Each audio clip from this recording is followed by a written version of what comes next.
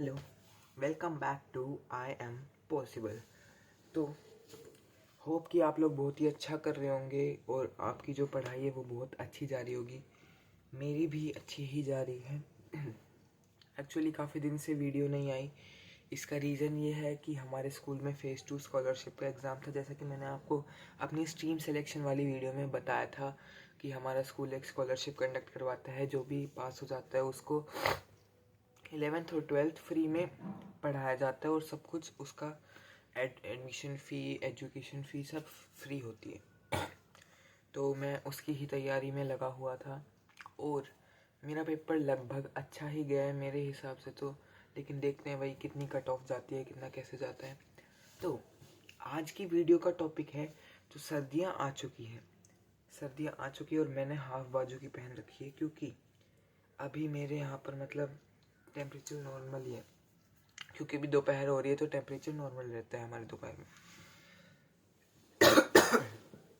तो इस वीडियो का टॉपिक है कि सर्दियों में हम कैसे अपने टाइम को यूटिलाइज करें और कैसे ज़्यादा देर तक पढ़ें।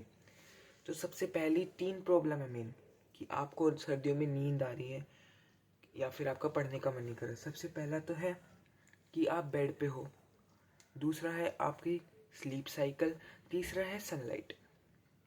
तो काफ़ी रिसर्च के अकॉर्डिंग ये चीज़ बताई गई है कि हमारा जो ब्रेन है वो एक हार्मोन रिलीज़ करता है, सेरोटोनिन। तो सेरोटोनिन क्या करता है, वो हमारी पढ़ाई को रेगुलेट करता है। मतलब पढ़ाई को नहीं, जैसे आपकी बैठने की क्षमता है या पढ़ाई करने की क्षमता है उसको रेगुलेट करता है। और ये चीज़ ये हार्मोन कैसे रेगुलेट हो रहा है, सनलाइट से। अब सर्दियों में सनलाइट काफ़ी कम आती है, इसलिए वो हार्मोन रिलीज़ नहीं हो रहा, इसलिए आपको नींद आ रही है। दूसरा रीज़न है बेड। अब बेड पे तो सबको पता है, बेड पे सबको आलस होता है। और जैसे बेड पे सोओगे तो आपको जैसे यूँ लगेगा कि अभी सो जाता हूँ, थोड़ी देर में पढ़ूंगा। ये फिर आता है हमारा स्लीप साइकिल।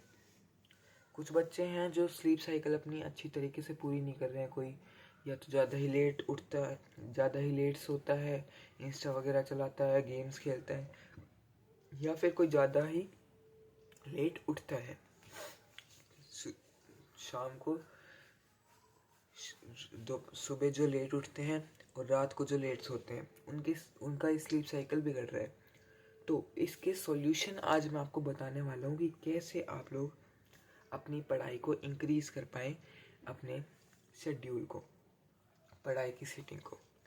तो सबसे पहला और सबसे मेन चीज़ है कि आप लोगों को बेड छोड़ देना है। गाइस देखो, ये मेरी आपसे रिक्वेस्ट है, अगर आपको कुछ अचीव करना है ना तो अपने मतलब बेड को छोड़ दो। यहाँ पर देख सकते हो आप, ये टेबल है, आपके पास ज़रूर कोई ना कोई जो टेबल होगी ही। एटलीस्ट एक नॉर्मल सी टेबल लो, उस पे ही बैठ के अपनी पढ़ाई करोगे। इसी क्या हो रहा है, उस पे ही बैठ के अपनी पढ़ाई करो। बेड पे बैठोगे आपको आलस आएगा, आपको नींद आएगी।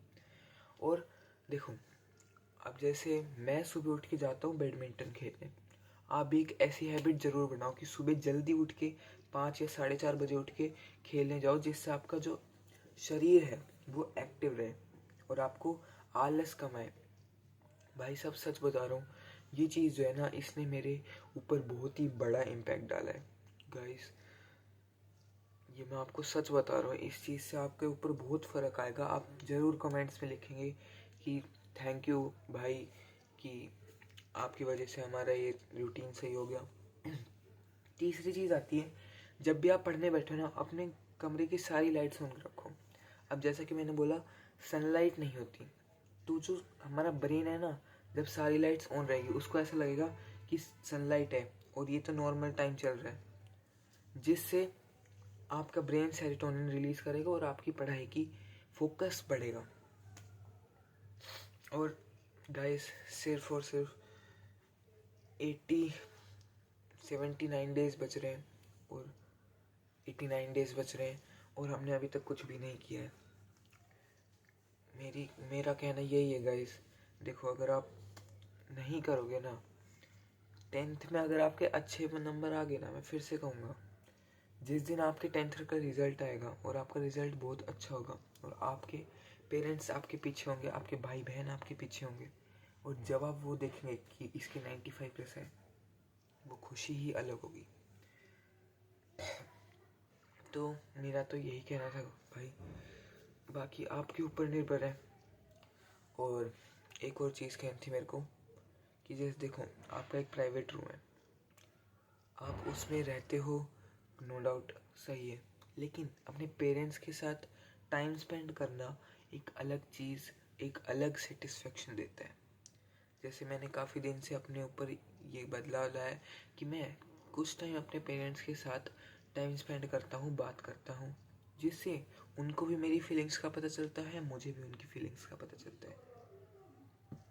तो मेरा तो कहना यही था गाइस। और अब आपके पास रिवीजन का जो टाइम था ना, वो आपका ख़त्म हो चुका है, और किसी का थोड़ा सा रह रहा है तो करें। नवंबर आपका लास्ट मंथ है जिसमें आप रिवीजन कर सकते हो। दिसंबर से भाई साहब लग जाओ, सारे सैम्पल पेपर ले लो जितने आप ले सकते हो, सबको निकाल निकाल के देख लो भाई साहब। सच बता रहा हूँ, बहुत ज़्यादा प्रैक्टिस होती है सैम्पल पेपर से। तो मेरा तो कहना यही है। एक और, अगर आपको और टिप्स चाहिए विंटर स्टडी रूटीन में, अगर आपको बेड पे बैठ के पढ़ना है, किसी को लगता है कि मेरा फोकस तो बहुत बढ़िया है, तो मैं तो बेड पे बैठ के भी पढ़ सकता हूँ, तो कभी भी हीटर अपने सामने मत रखना, क्योंकि हीटर रखोगे पक्का आपको नींद आएगी, डेफिनेटली नींद आएगी आपको। एक टेबल मैंने आपको अपनी पिछली वीडियोस में दिखाई जो बेड पे रहती है, वो टेबल ज़रूर लो, क्योंकि आप यूँ झुक के लिखोगे, उससे आपकी जो बैक है उस पर भी लोड पड़ेगा और आपके ब्रेन पर भी लोड पड़ेगा।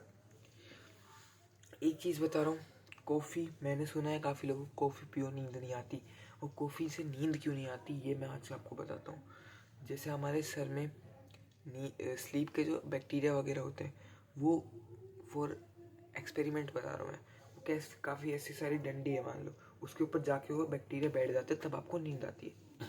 आप कॉफ़ी पीते हो तब वो कॉफ़ी के जो कैफ़ीन होता है कॉफ़ी में और टी में, तो वो जाके उन डंडियों पे बैठ जाएंगे, और जो स्लीप वाले होंगे वो नहीं बैठ पाएंगे, इसलिए वो स्लीप वाले बैक्टीरिया नए डंडे बनाएंगे, वो उस पर जाके बैठेंगे, ऐसे डंडे इंक्रीज होते जाएंगे और आपको लत लग जाएगी कॉफ़ी की, चाय की। तो थैंक यू गाइस, अगर आपने मेरी वीडियो यहाँ तक देखी है तो प्लीज़ मेरे को सपोर्ट करो, मेरे चैनल को सब्सक्राइब करो। हरे कृष्णा, बाय बाय। हरे कृष्णा नहीं बोला था मैंने, सॉरी, बाय।